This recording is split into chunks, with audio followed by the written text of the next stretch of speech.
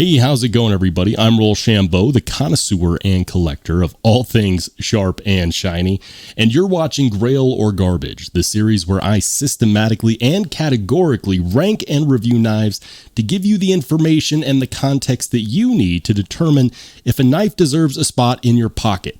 Does it deserve a spot in your display case? Here's how it works. There are 5 categories. Each category is worth up to 10 points. We will rank them one by one, and by the time we're done, we will add up all the points and place it on its respective leaderboard based on price. Now you know the name of the game. Let's check out the knife and find out once and for all, is it a Grail or is it garbage?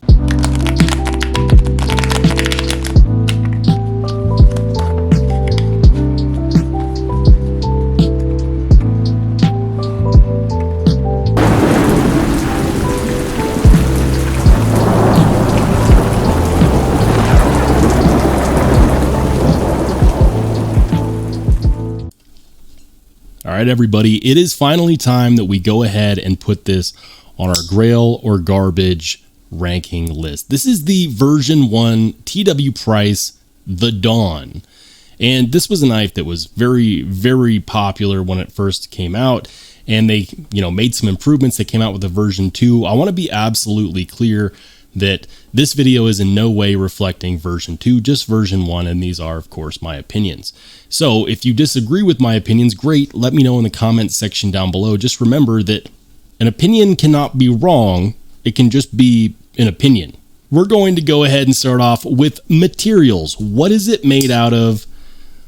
What does it cost? Well, this is under the $300 price point. I believe when they came out, this was somewhere around $260 to $280. It doesn't really matter anymore because you cannot buy these unless you buy them on the secondary market. Now, what do you get for your $260 to $280? First and foremost, titanium on the handle scales with these deep relief milling lines.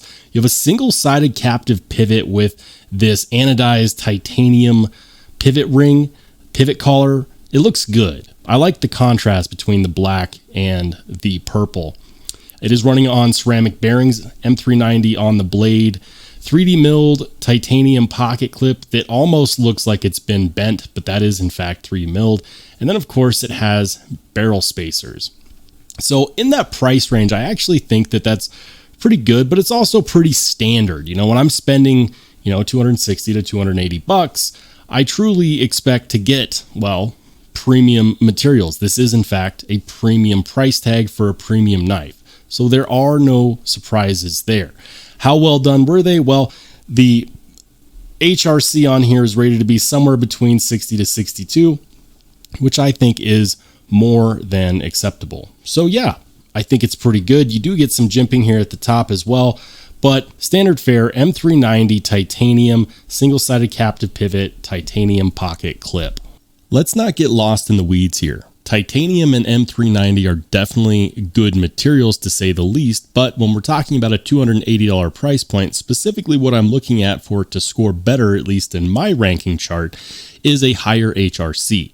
Right now, it was mentioned that the Dawn came in at about 60 HRC on that M390, which is okay, but it could have been better. And for those reasons, we're going to be awarding it a 7 out of 10 for materials.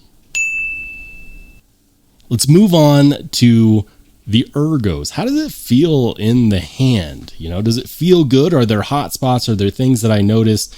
Can you switch up the grip and feel good about that? Yes, and yes. The Ergos on here are pretty decent. There's no major hot spots that I can talk about here.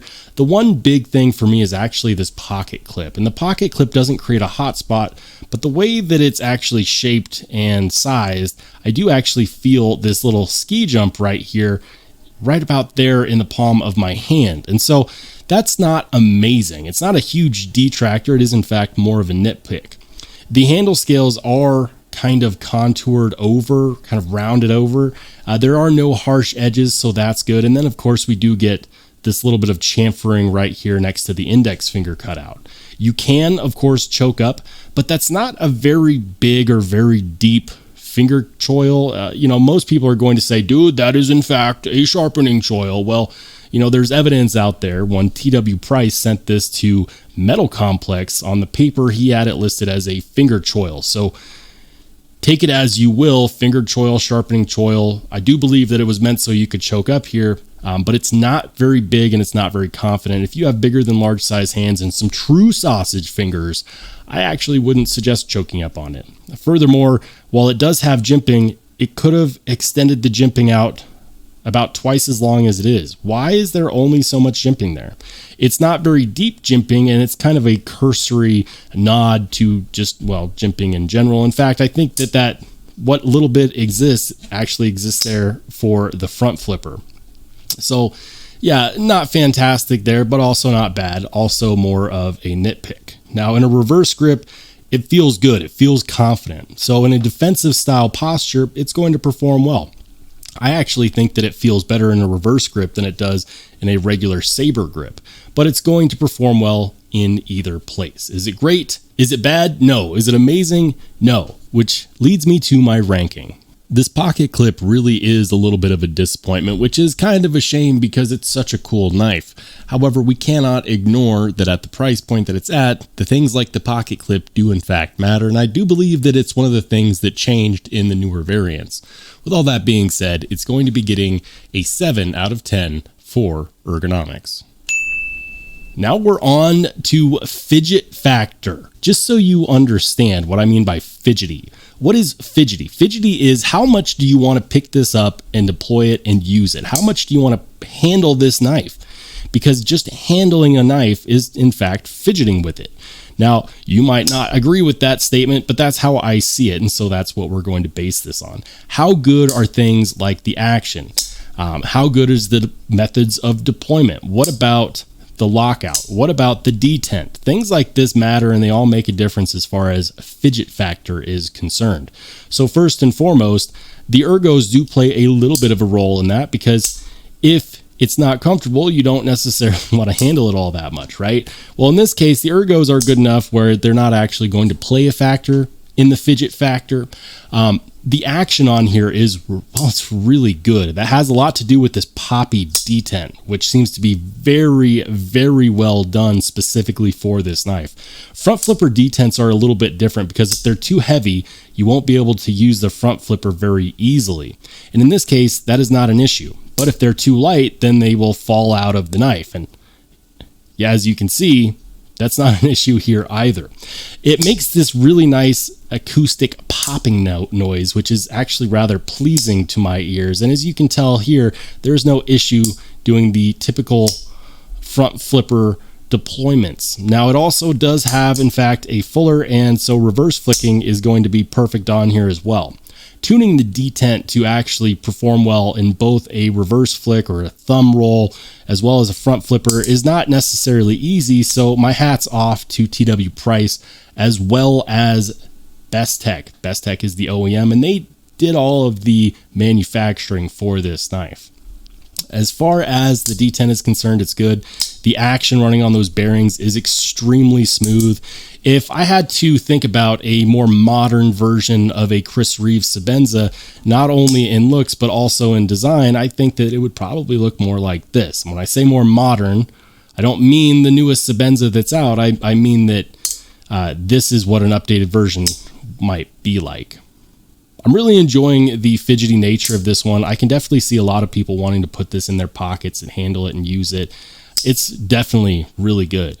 I have no complaints as far as the fidget is concerned. I think it's actually rather impressive. With actuation of this knife being so satisfying and so enjoyable, I'm really, really satisfied with how it was executed. I think that the fidgety nature of this knife is actually a testament to its quality because of the things that it did right instead of in spite of them.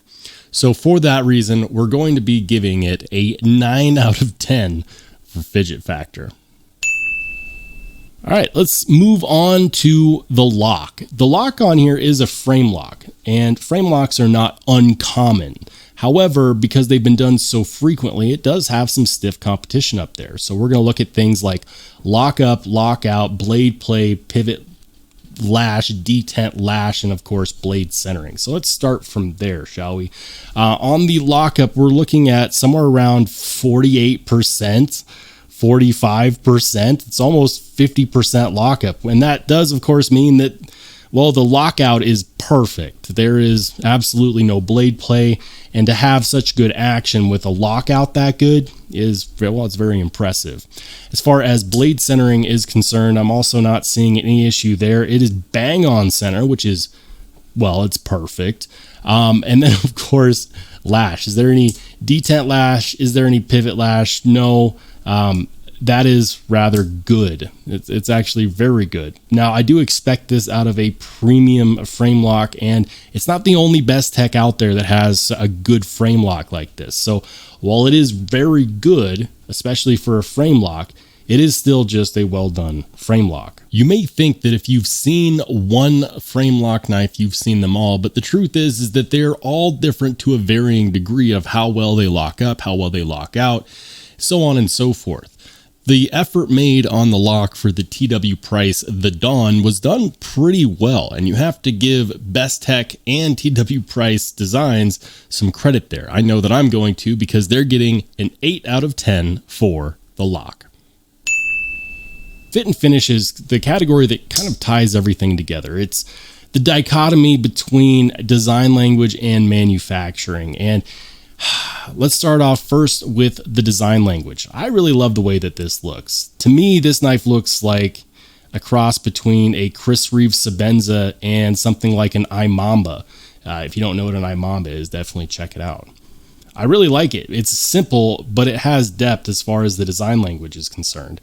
It's not trying to do too much. It's just trying to be a good knife. And, you know, any successful chef out there will tell you that sometimes, in fact, most of the time, simple is in fact better. And in this case, I have a hard time disagreeing. The design language on here is wonderful. Small complaint that I have is this pocket clip. I do think that that was actually updated in the V2. I would have to find out more to know for sure. And then another complaint that I have as far as the design is the amount of jimping here. There's no reason why the jimping shouldn't or couldn't have extended out to be a reasonable amount, knowing that yes, it's for a front flipper, but also it helps with a good grip. I think that that is a little bit of a miss on here. As far as the hardware is concerned, T8 all around shows a nice attention to detail and giving the people really what they want. For TW Price being such a young guy, I believe he's in his early 20s, I think he did a fantastic job on his first iteration here, and it does make me want to get my hands on a V2 for those reasons. There's no knocking the design work or the manufacturing prowess on this one. The TW Price Designs Dawn V1 was so popular, he was able to make a V2 for a reason. Was it perfect? Absolutely not, but it was pretty damn good, and you absolutely have to appreciate the variation between simplicity and excellent manufacturing. Bestech as the OEM delivered, and so we're going to be delivering an 8 out of 10 for fit and finish. I want to give a huge shout out to absolutely everybody who's still watching up to this point. It truly means a lot when you watch my videos all the way through. And it's finally time that we talk about the total score. How did we do? If we do the math, if we do the simple addition, where do we land? Well, for materials, it got a 7. For ergonomics, it also got a 7. For Fidget Factor was a 9. For the lock was an 8. And fit and finish was also an 8. If we do the addition, it's going to come to a grand total of 39. That's going to place it right there between the Spyderco Shaman in LMAX and right above the Hogue Counter-Strike. Is it a Grail? No, but it is definitely highly recommendable, and it should be no surprise as to why they came out with a version 2. If you're looking for one of these, I would definitely suggest following him on Instagram, and by him I mean TW Price Designs, and make sure that you have your notifications turned on. I would be not at all surprised if he came out with a version 3 or a second batch of version 2. Either way, I know that I'll be keeping my finger on the pulse, and if you liked it so far, I think you should too.